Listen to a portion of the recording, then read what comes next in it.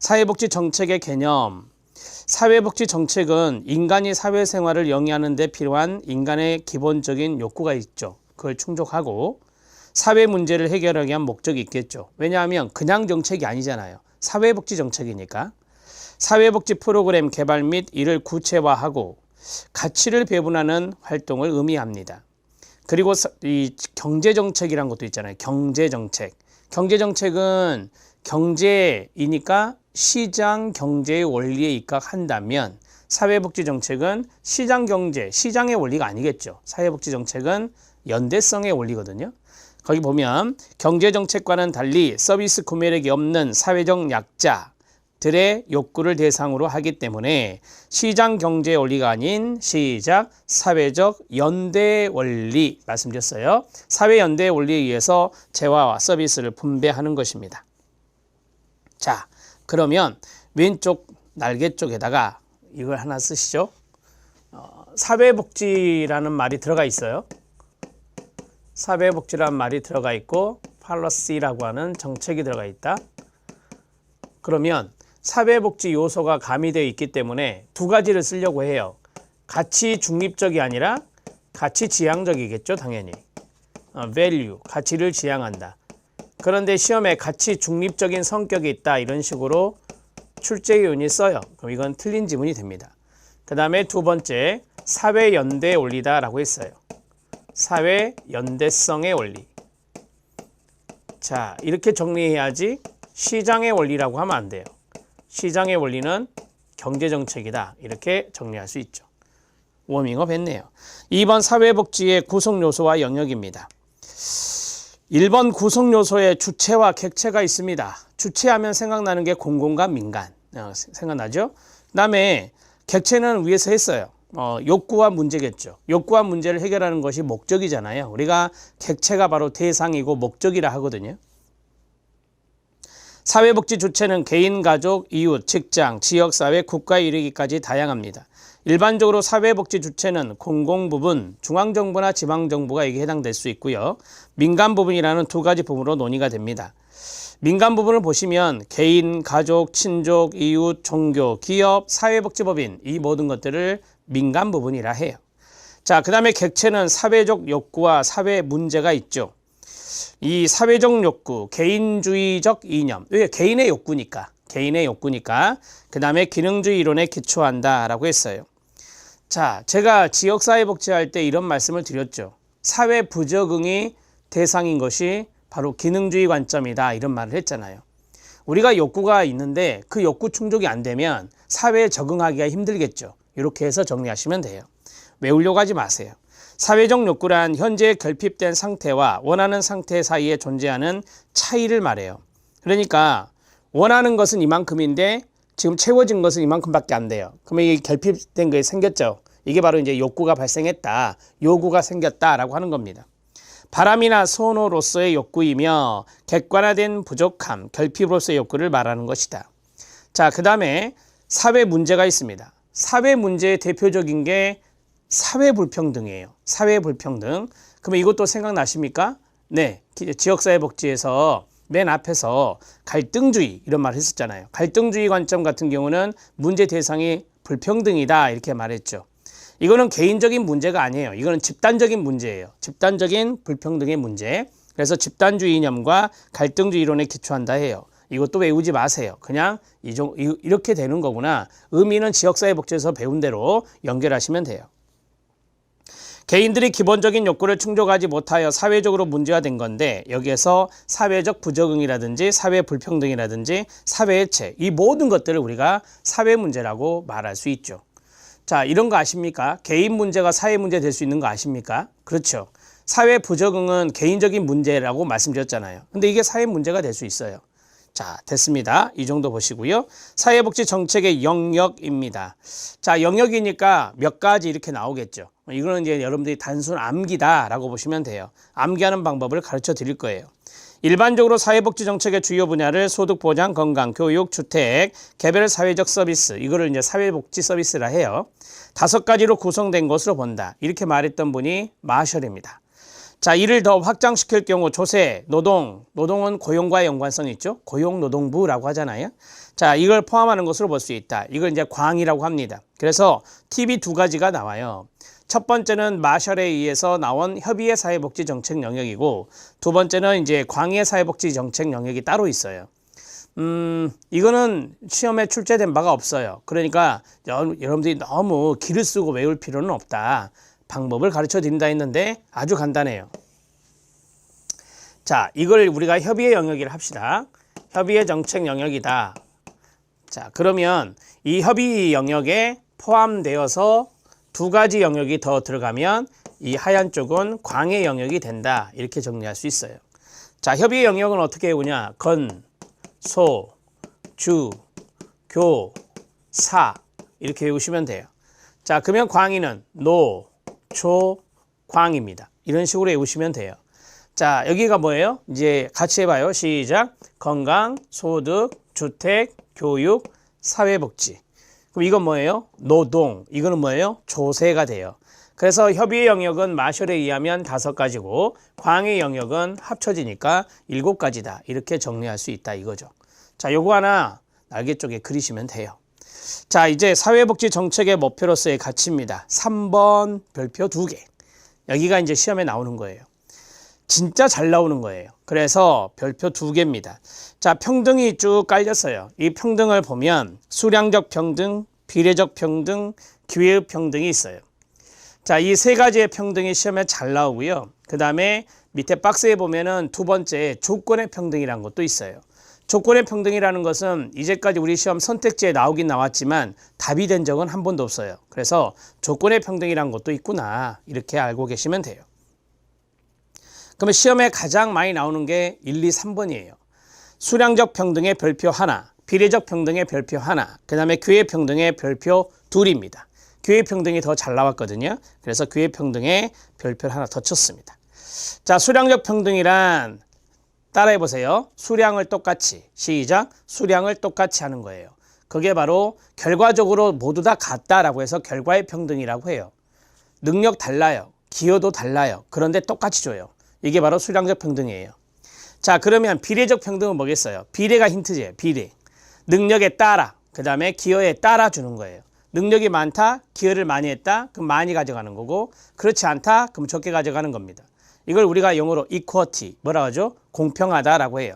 그래서 비례적 평등의 동의어는 공평이에요.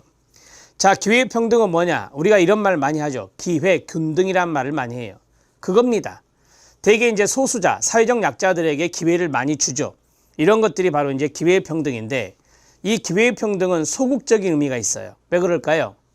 네, 모두 다 기회를 똑같이 줄 수는 없어요. 똑같이 줄 수는 없다. 그래서 이런 거죠.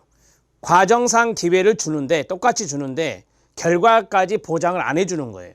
그래서 결과까지 보장해 주면서 기회를 주는 게 아니라 결과는 차이가 있을 수 있다. 하지만 과정, 그 결과에 다다르는 그 중간의 과정에 기회를 똑같이 주는 거다. 그게 바로 기회균등이다라고 말하는 거예요.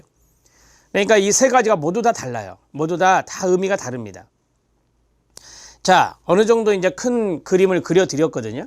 그러면 결과의 평등은 결과까지 보장해 주는 거죠. 그러면은 결과를 보장해 주지 않는 것이 있다. 결과를 보장해 주지 않고 과정상 기회만을 주는 게 있다. 그게 바로 기회평등이고, 이게 더 소극적이다라고 해요. 그래서 소극적 평등이라는 말을 쓴다 했습니다. 자, 수량적 평등은 결과의 평등이라고 불리는 것으로 모든 사람을 똑같이 취급하여 사람들의 욕구나 능력의 차이에 관계없이 사회적 자원을 똑같이 분배하는 걸 말합니다. 자, 그 다음에 비례적 평등은 개인의 욕구, 능력, 기여에 따라 사회적 자원을 상이하게 배분하는 것을 말하고, 이걸 공평이라고 한다라고 했어요.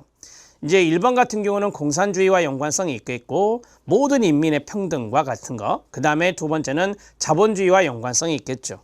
자, 기회의 평등은 대개 사회적 약자들에게 주어지며 상대적으로 가장 소극적인 거다. 소극적의 밑줄. 결과의 측면은 무시한 채, 거기서부터 같이 읽어요. 시작. 결과의 측면은 무시한 채 결과를 얻을 수 있는 과정상 기회만을 똑같이 제공해 주는 거다. 그래서 결과 보장까지는 안 된다라고 하는 것이죠. 이거를 affirmative action 또는 positive discrimination에 의해서 긍정적 차별 시정 조치 또는 적극적 차별 시정 조치라고 말합니다. 장애인에게 고용 일자리, 장애인이 일자리를 가질 수 있도록 장애인 고용 의무제, 의무 고용제 이런 것들을 해놨잖아요. 법으로 해놨습니다. 이런 것들이 장애인분들에게 드리는 기회평등 정책이다. 이렇게 말할 수 있어요. 그런데 모든 장애인분들이 다 취업이 되나요? 그건 아니라는 겁니다. 자, 그 다음에 양성고용평등제는 한 성이 70% 이상이 고용되면 안 된다. 성별의 문제입니다. 그래서 대개 이제 여성분들이 여기서는 소수자가 되는 거예요. 그래서 이런 제도를 만들어 놓은 거죠. 남성이 70% 이상이 고용되는 것을 이제 채용을 했을 때 70% 되는 것을 막는 겁니다. 이런 제도로 막아 놓는 건데 이런 것들은 바로 기회평등과 연관성이 있죠. 모든 여성들이 여성을 이야기한다면 모든 여성들이 다 채용되는 것은 아니잖아요. 그래서 결과까지는 보장하지 않는다 이렇게 말하고 있어요. 자, 밑에 있는 거 보고 제가 간단하게 정리할 거예요. 수량적 평등은 결과의 평등, 절대적 평등, 산술적 평등이라는데 우리 시험에 나왔던 단어가 2개예요. 자, 수량적 평등까지 하면 3개거든요. 한번 현관표 쳐보세요. 수량적 평등과 결과의 평등과 최근에 산술적 평등이 나왔어요. 산술적 평등까지 밑줄. 모든 사람을 똑같이 취급하여 사회적 자원을 똑같이 분배한다. 공공부조가 대표적 사례, 그 자리 밑줄. 자, 그 다음에 출발점이나 자연적 능력은 가급적 고려하지 않고 법적 조치나 정치적 수단들을 이용하여 마지막 결과의 평등만을 얻고자 하는 것이다 라고 했어요. 여러분, 왜 공공부조가 여기에 들어간지 아십니까? 공공부조는 최저보장 수준이 있어요. 그 최저보장 수준까지는 모두 다 맞춰주거든요.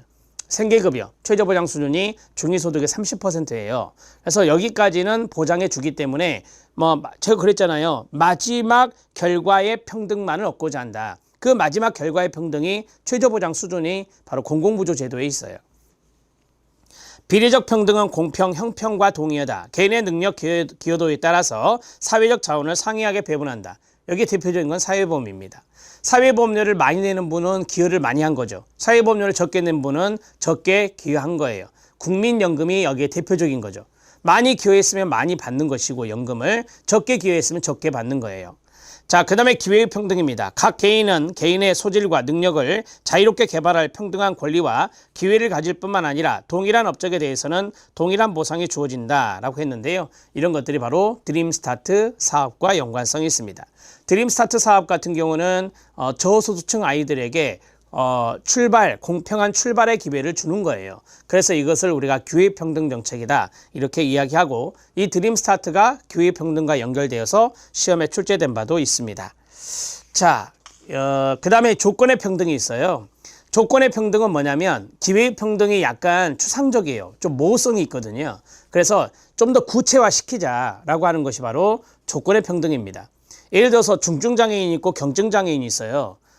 이분들 다 장애인인데 중증장애인은 경증장애인보다 더 취약한 상태에 있잖아요. 그래서 출발 조건을 그래서 조건의 평등이라고 그래요. 출발 조건을 정비하는 겁니다. 그게 바로 조건의 평등이다. 기회평등의 한계를 극복하고자 하는 개념으로 사회적 기회를 획득하려는 자유경쟁의 출발 조건을 정비하고자 노력한다라고 했어요. 거기에 보면 출발 조건이란 말이 보이시죠? 네, 그게 이제 포인트가 됩니다. 그래서 출발 조건을 정비한다. 자, 저기가 꼬린 지점인데 중증장애인과 경증장애인이 있다고 그랬잖아요. 똑같이 출발하면 중증장애인이 더 불리하죠. 그래서 중증장애인 같은 경우는 좀 앞쪽에, 경증장애인은 뒤쪽에 그렇게 해서 출발하는 거예요. 이게 바로 이제 출발 조건을 정비하는 조건의 평등 정책이라 해요. 그러니까 기회평등이라고 하는 것은 막연하다, 모호하다, 추상적이다 라고 하는 한계가 있다. 그러한 것들을 보완하고자 하는 것이 바로 조건의 평등이라고 보시면 돼요. 밑에 양성평등으로서의 기회평등과 조건의 평등이 있어요. 1번 같은 경우는 기회평등 이야기고 그 다음 2번 같은 경우는 조건의 평등 이야기잖아요. 자, 조건의 평등 내용만 볼 건데 이 조건의 평등에서 1번 기회평등에 대한 현실적 한계를 인식하면서 새롭게 대두되는 평등 개념이 바로 조건의 평등이라고 합니다. 조건의 평등은 남녀 평등을 기계적 평등이 아닌 상대적인 평등의 관점에서 접근하는 거다라고 했어요. 상대적으로 여성분이 더 취약할 수 있잖아요. 그래서 이러한 것들을 상대적 관점에서, 상대적 평등의 관점에서 생각해 보는 것이 조건의 평등이다. 모든 사람이 평등하다는 원칙은 비교 대상인 존재들이 동등할 때만 타당하고 따라서 동등하지 않은 존재는 동등하지 않게 취급되어야 한다는 것으로서 평등의 개념이 확장되어야 한다는 것이다. 사회 구조가 여성을 가사노동과 자녀 양육의 전담자로 인식하는 한 여성은 평등하게 보장된 법적인 가치조차도 제대로 활용할 수 없다. 이런 것들이 이제 성 배웠잖아요. 성 인지적 관점에 많은 학자들이 이런 것들을 비판하는 것이죠. 따라서 조건의 평등은 같이 읽어요. 시작. 여성이 남성과 동등하게 권리를 누릴 수 있도록 성결 조건, 이게 뭐예요? 출발 조건이라고요. 성결 조건을 제공할 것을 요구한다라고 했어요.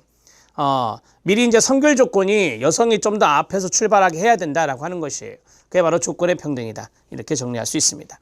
자, 저는 지금까지 평등에 대한 이야기를 쭉 해드렸는데 제가 아주 핵심 엑기스만 정리하면 다음과 같이 정리할 수 있어요. 자, 평등 날개 쪽에 쓰시면 돼요. 자, 수량적 평등이 있다. 넘버링 하죠. 자, 수량적 평등이 있다. 수량적 평등의 동의어는 결과가 같다라고 해서 결과의 평등이다. 그 다음에 산술적으로 모두 다 똑같이 분배받는다. 그래서 산술적 평등이라 한다. 자, 이렇게 세 가지가 동의어다 이렇게 말씀드렸죠. 자, 여기에 대표적인 사례는 공공부조다 이렇게 말씀드렸습니다. 자, 공공부조가 왜 그러느냐? 최저보장 수준까지 자, 똑같이 급여 주는 거예요. 동일 급여를 지급하니까요. 동일 급여를 하면 또 헷갈리시니까 최저 보장 수준까지 급여를 제공하는 것이니까 자, 수량적으로 결과적으로 똑같다라고 하는 것입니다. 자, 그 다음에 2번 비례적 평등이 있다. 비례적 평등의 동의어도 시험에 출제됐는데 공평까지만 나왔습니다. 공평이다 이렇게 말할 수 있죠. 여기에 대표적인 제도는 바로 사회보험이다 이렇게 말씀드렸습니다. 사회보험 제도가 그렇다. 특히 사회보험에 많은 제도가 있는데 국민연금을 사례로 들 수 있다라고 해요. 자, 기여에 따라 달리 배분받는 겁니다. 땡땡 기여 등에 따라 상이한 분배가 이루어집니다. 상이한 분배가 이루어진다. 자, 그 다음에 세 번째 기회의 평등이 있다. 자, 기회의 평등에서는 소극적 평등이다 이렇게 말씀드렸죠. 소극적 평등이다. 자, 이 기회의 평등은 이제 밑에 조건의 평등을 쓰겠지만 결과 보장을 하지 않는다. 결과 보장을 하지 않는다. 단 과정상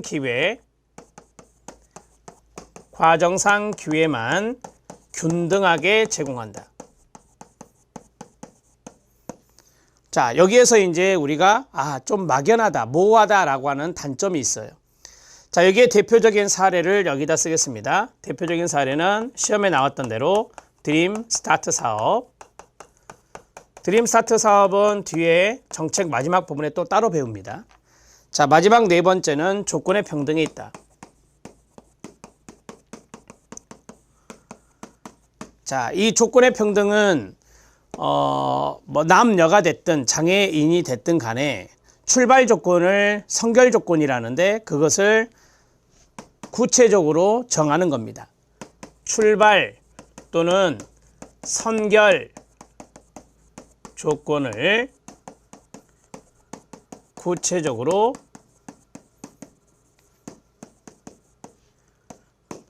정해서 이 평등의 개념으로 상정한 것입니다. 이렇게 해서 정리하시면 됩니다.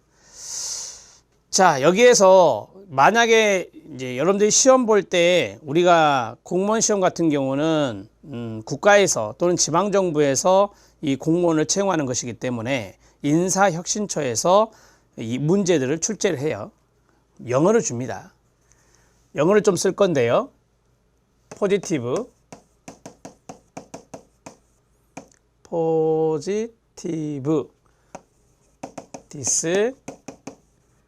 디스크리미네이션 ON입니다. 자, 이거랑 같은 개념이 바로 affirmative 액션이라고 합니다.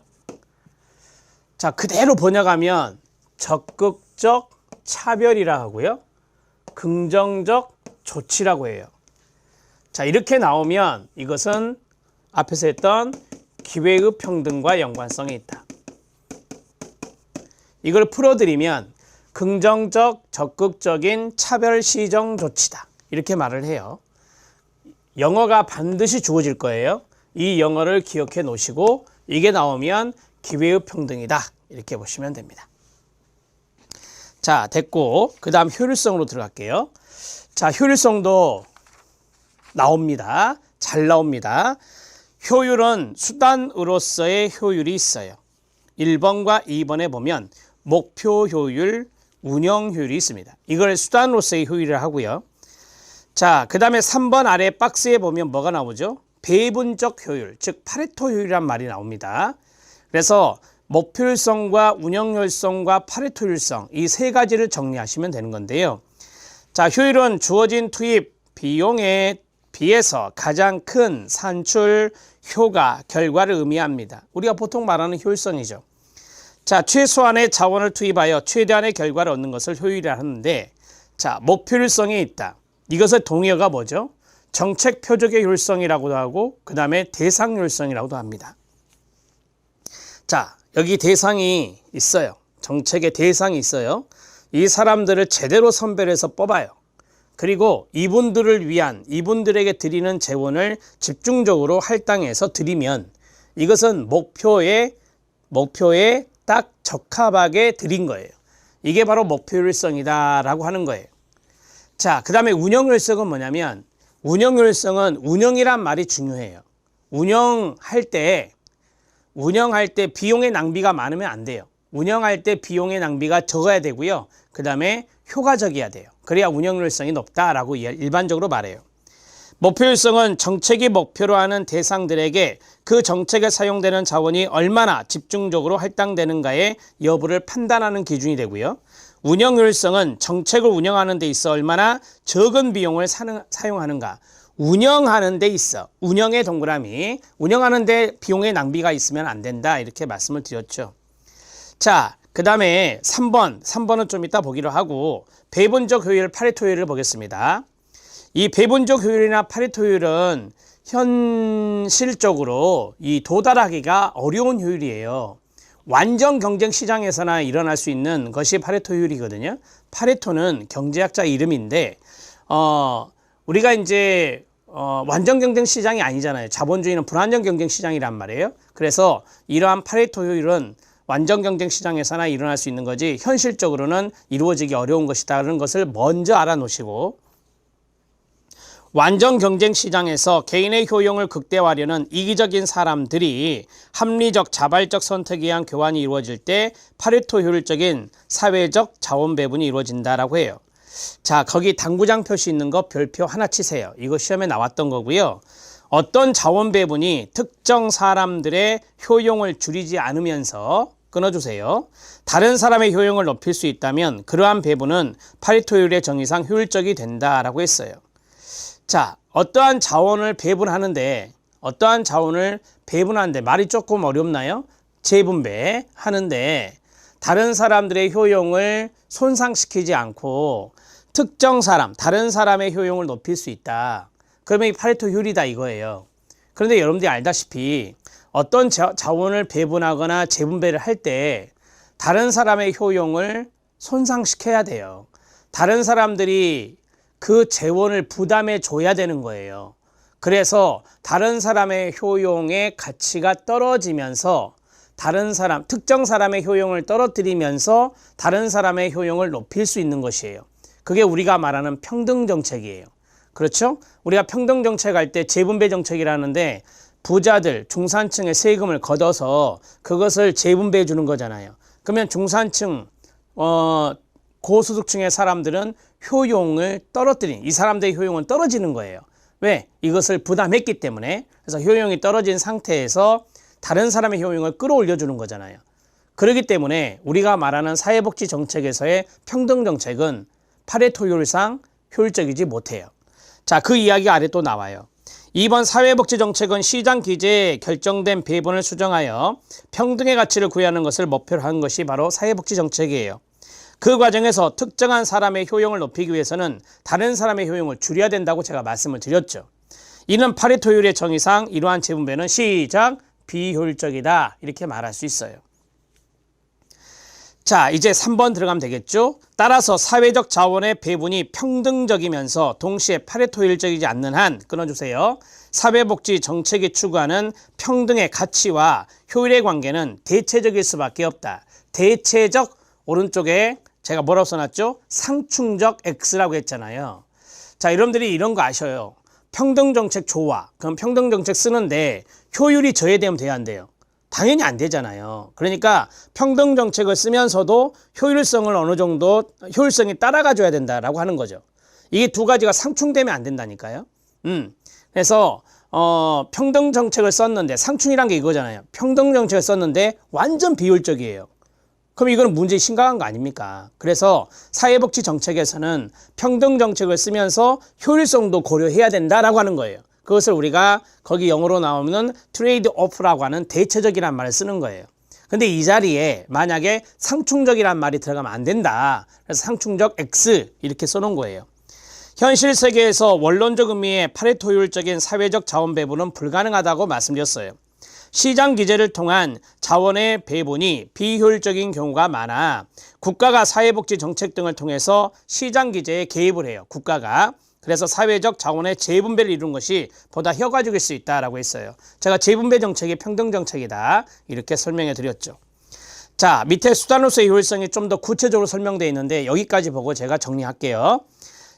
운영효율성과 수단으로서의 효율성은 두 가지가 있다 그랬잖아요. 운영효율성과 목표효율성이 있다.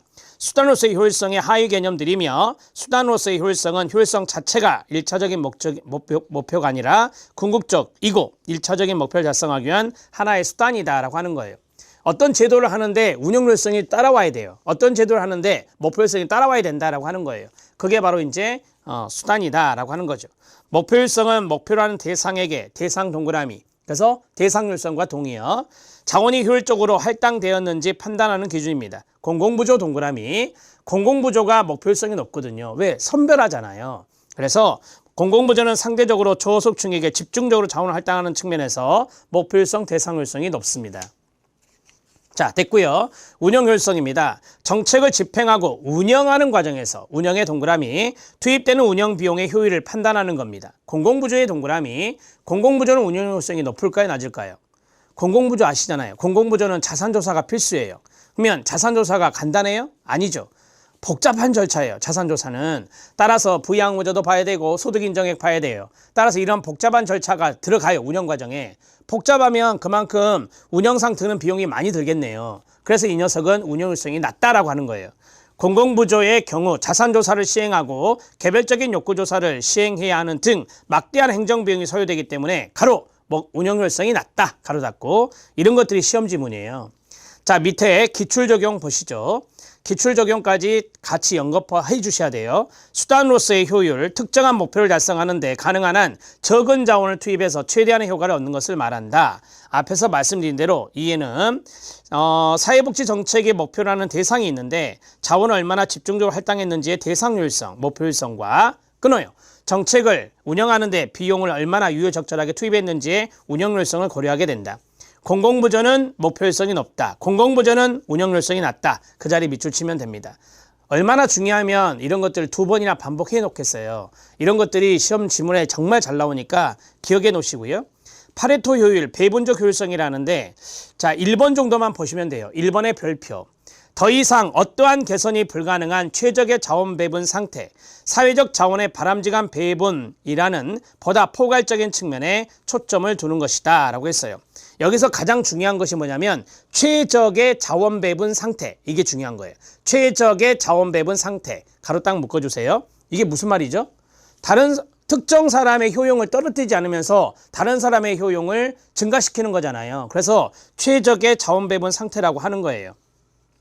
어떠한 개선이 불가능한. 근데 이게 현실적으로 그러니까 어려운 거예요. 현실적으로 이게 불가능한 것이다 라고 하는 거죠. 즉 개인이 각자 자신의 이익을 극대화하는 선택을 할 때 시장경제의 논리에 의해서 모든 사람의 효용을 높이는 방법으로 다 사회적 자원의 최적 배분이 이루어질 수 있다고 본다. 그러나 3번 별표. 그러나 사회복지 정책을 통해 평등의 가치를 추구하다 보면 다른 사람의 효용을 줄여야 된다. 그래서 재분배 과정에서 파레토율이 저하된다. 그래서 사회적 자원의 총량이 줄어들게 되며 이 결과적으로 사회 구성원 모두가 손해를 볼 수 있다라고 하는 겁니다. 뭐 이런 것들이 바로 이제 세금 부담, 조세 부담이라고 생각하시면 돼요. 그런 것들로 적용하시면 이것이 좀 쉬워지니까 다른 사람의 효용을 떨어뜨리면서 또 특정 사람들의 재분배를 받는 그 사람들의 효용을 올려주는 것이 사회복지 정책의 평등 정책이니까 그런 것들을 좀 생각해 주시면 될 것 같습니다. 자, 이제 이 세 가지에 대해서 좀 말씀을 드리겠는데 빈 공간 날개 이걸 써주시면 좋을 것 같습니다.